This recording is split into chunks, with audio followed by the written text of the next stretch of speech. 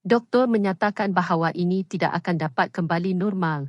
Lebih 40 hari sejak penganiayaan yang menimpa David Ozora, Jonathan Latumahina, bapa David, mendedahkan keadaan kanak-kanak itu.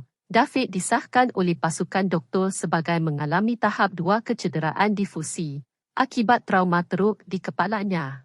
Walaupun dia tidak dapat kembali ke keadaan normalnya, kini David sedang menjalani beberapa siri terapi, bermula dari terapi kesedaran kualitatif yang menggalakkan kognisi otak, serta terapi kesedaran kuantitatif untuk kemahiran motornya. Akibatnya sudah pasti David tidak boleh kembali ke sekolah. Kecederaan tahap 2, puncanya adalah trauma teruk yang menyebabkan otaknya berpusing dan semua urat sarafnya putus, kata doktor mengambil masa 6 bulan, naik hingga 1 tahun, jadi benar dia tidak akan dapat pergi ke sekolah lagi untuk sehingga had masa yang kita tidak tahu lagi.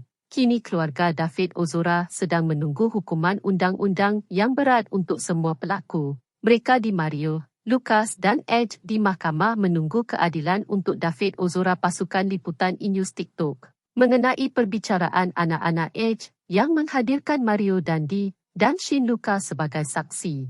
Kami berhubung dengan wartawan E-News TikTok Syaiun Salsabila Aisyah di mahkamah Daerah Jakarta Selatan. Syaiun, apa yang dikorek oleh pendakwa raya terhadap 2 saksi ini? Syaiun, ya, berkenaan petang ini juga. Sudah tentu apa yang anda siasat ialah apakah peranan yang dimainkan oleh suspek, serta bagaimana perkaitan kenyataan saksi yang dikemukakan hari ini.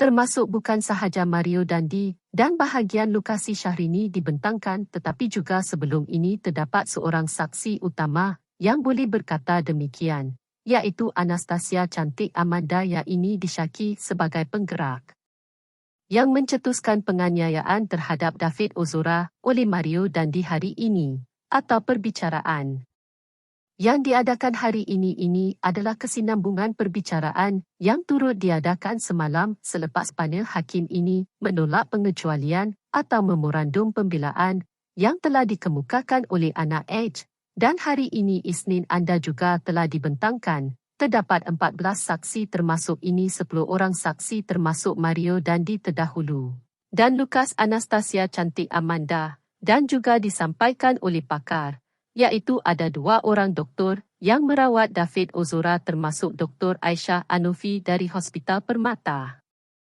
Hijau, kemudian Dr. Pilmia Tatang dari Hospital Mayapada, kemudian ada forensik digital pakar dari Polda Metro Jaya iaitu Saji Purwanto dan pakar jenayah iaitu Ahmad Sofyan dari Universiti Bina Nusantara. Perbicaraan terhadap David Ozora yang kita tahu berlaku sekitar 20 Februari lalu. Inilah yang akhirnya menghirit Mario Dundee dan juga Shane Lucas menjadi suspek dan ditahan di Perintah Polda Metro Jaya buat sementara. Itu untuk kanak-kanak usia ini juga statusnya diangkat sebagai kanak-kanak bercanggah dengan undang-undang dan dihibahkan dengan artikel mengenai penganiayaan yang dirancang semalam. Kita tahu nota bantahan juga telah ditolak oleh Majasa Uzur kerana dianggap tiada alasan yang sah dan kemudiannya masih memerlukan bukti. Pakar ini boleh juga kata kerana anda selepas ini, hari apa kita pantau bersama.